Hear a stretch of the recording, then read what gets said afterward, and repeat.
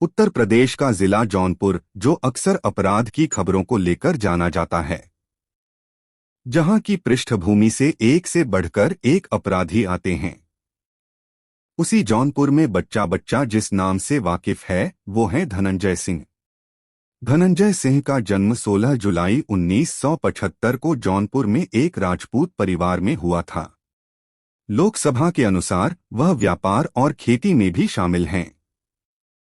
1990 के दशक के अंत में उन्होंने लखनऊ विश्वविद्यालय में अध्ययन किया और राजनीति विज्ञान में मास्टर डिग्री के साथ स्नातक की उपाधि प्राप्त की और गिरोह गतिविधि में उनकी भागीदारी के लिए इस समय के आसपास कुख्याति प्राप्त करना शुरू कर दिया।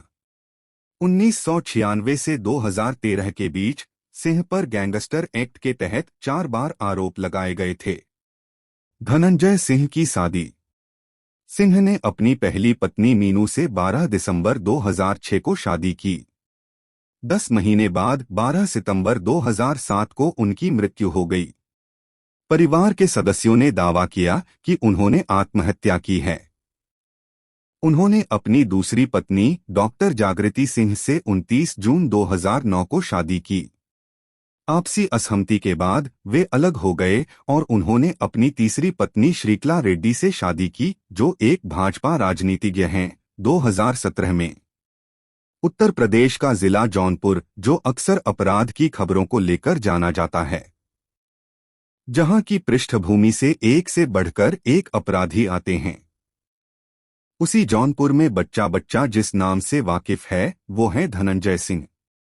उत्तर प्रदेश की दबंग राजनीति में अपना एक अलग रुतबा रखने वाले धनंजय सिंह का जन्म बेशक जौनपुर में न हुआ हो, लेकिन 1990 के बाद धनंजय का रिश्ता यहां से ऐसा जुड़ा कि कभी काले कारोबार में तो कभी नेताजी के रूप में उनका नाम जौनपुर का पर्यायवाची बन गया।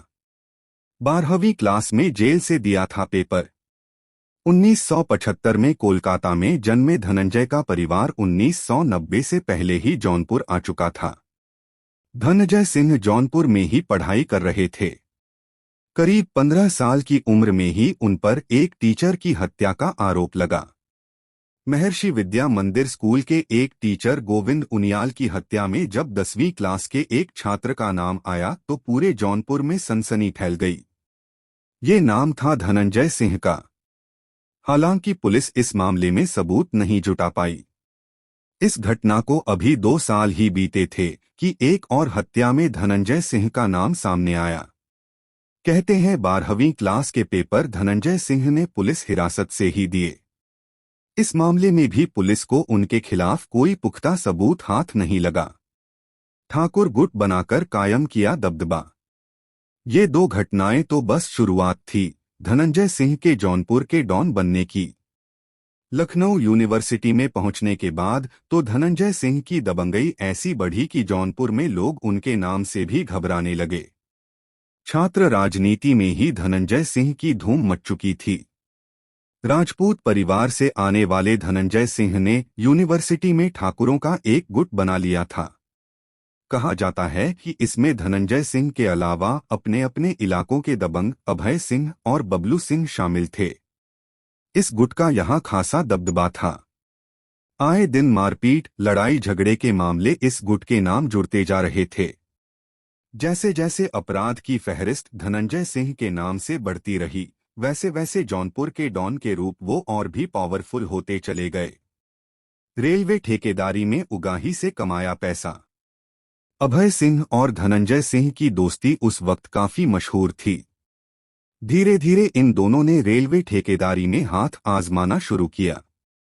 उस वक्त रेलवे ठेकेदारी में पूर्वांचल के माफिया अजीत सिंह का बड़ा नाम था।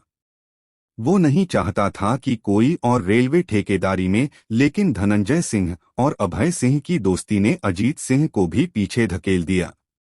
पूर्वांचल में माफिया और रेलवे ठेकेदारी का कारोबार पैसे का जरिया तो होता ही था, साथ ही इसे रुतबे की निशानी भी माना जाता था। धीरे धीरे धनंजय सिंह ने अभय सिंह के साथ मिलकर रेलवे ठेकेदारी से पैसा कमाना शुरू कर दिया। ठाकुर गुट बनाकर कायम किया दबदबा।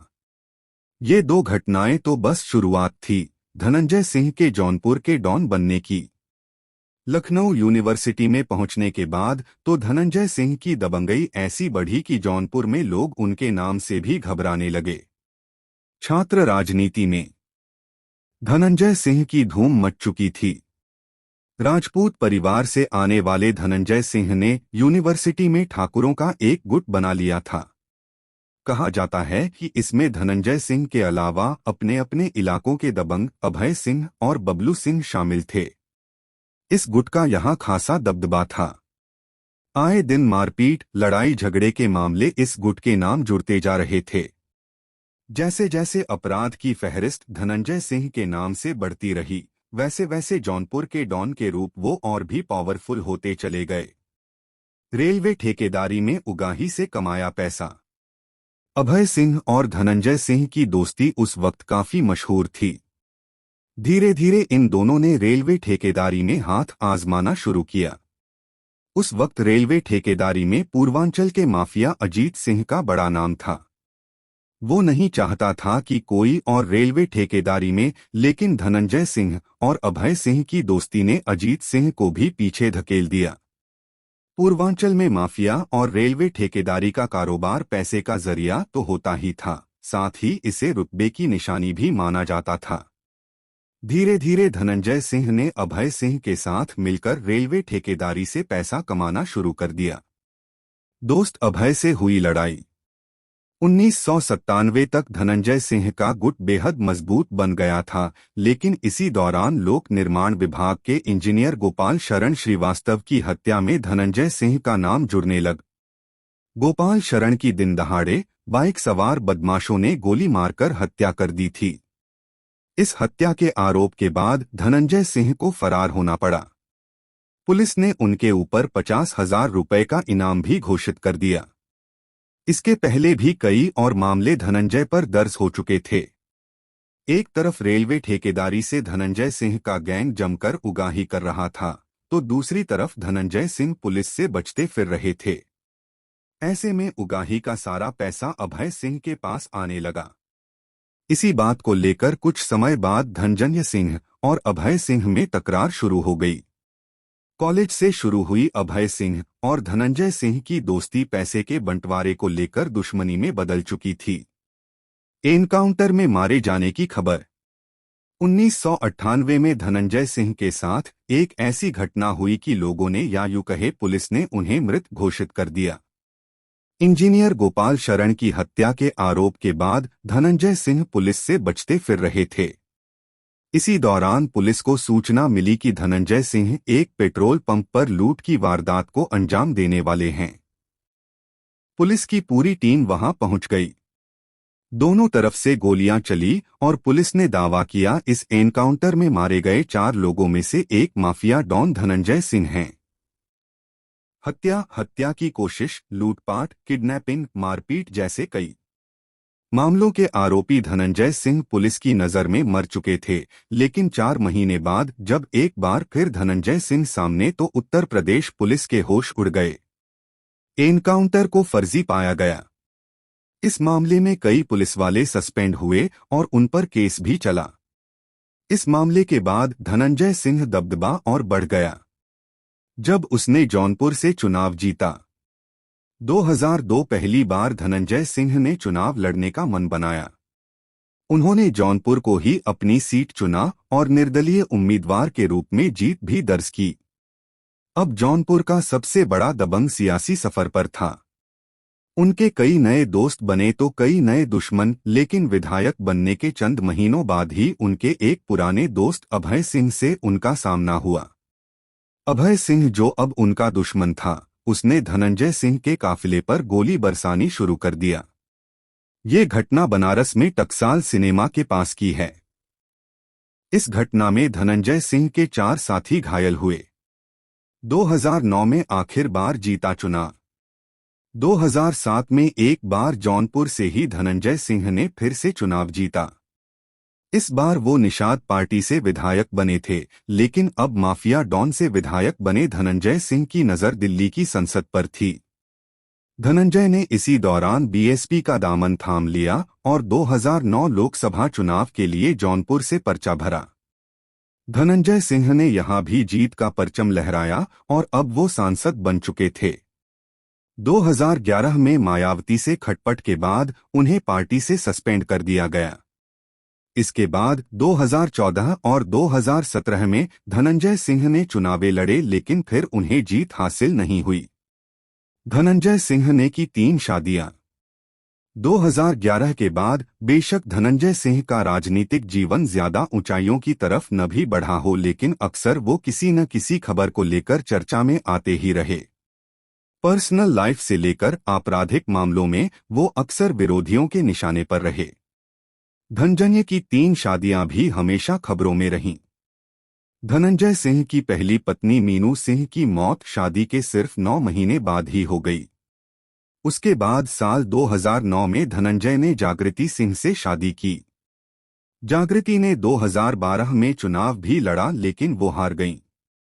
जागृति सिंह पर अपनी हाउस हेल्प के मर्डर के आरोप भी लगे, जिसके बाद उन्हें गिरफ्तार कर लिया गया। इसी धनंजय सिंह और जागृति के तलाक की खबरें आईं और उसके बाद दोनों की राहें अलग हो गईं। 2017 में एक बार फिर धनंजय सिंह ने शादी की। हैदराबाद की हाई प्रोफाइल बिजनेस फैमिली से ताल्लुक रखने वाली श्रीकला रेड्डी धनंजय सिंह की तीसरी पत्नी हैं। अभी कुछ समय पहले ही श्रीकला ने जौनपुर से पंचायत चुनाव में अपना नाम दाखिल करवाया था, जिसमें उन्होंने जीत भी हासिल की। अरबों की संपत्ति के मालिक हैं धनंजय सिंह। बेहद महंगी और लग्जरी कारों के शौकीन बाहुबली नेता धनंजय सिंह को बेहद अमीर नेताओं की श्रेणी में शुमार माना जाता है। कई बड़ी कारों के अलावा फार्म हाउस, प्लॉट और मकान उनके नाम हैं। पंचायत चुनाव के दौरान उनकी पत्नी श्रीकला रेड्डी और धनंजय सिंह ने नामांकन के समय अपनी जो संपत्ति लिखवाई वो खासी चर्चा में रही थी। अगर इनकी चलचल संपत्ति को मिला लिया जाए तो बाहुबली सांसद को अरबों का मालिक कहना गलत नहीं होगा। वाई श्रेणी की सुरक्षा को लेकर रहे चर्चा में धनंजय सिंह से जुड़ा एक और विवाद काफी सुर्खियों में रहा था। कई आपराधिक मामलों में लिप्त होने के बावजूद धनंजय सिंह लंबे समय वाई श्रेणी की सुरक्षा लिए हुए उनके साथ हमेशा 4 गनर मौजूद रहते थे। इस मामले में उनके खिलाफ कोर्ट में याचिका दायर हुई और कोर्ट ने इस मामले में कड़ी टिप्पणी की थी, जिसके बाद 2018 में उनकी ये सुरक्षा हटा ली गई। दोस्तों, कैसी लगी आपको ये जानकारी हमें कमेंट सेक्शन में ज़रूर बताएं। साथ में यदि आप हमारे YouTube चैनल जीवन परिचय पर नए हैं तो आप हमारे चैनल को सब्सक्राइब ज़रूर करें। अब मिलते हैं ऐसी ही मज़ेदार जानकारी के साथ अगले वीडियो। तब तक के लिए आप अपना और अपने परिवार का ख्याल रखें।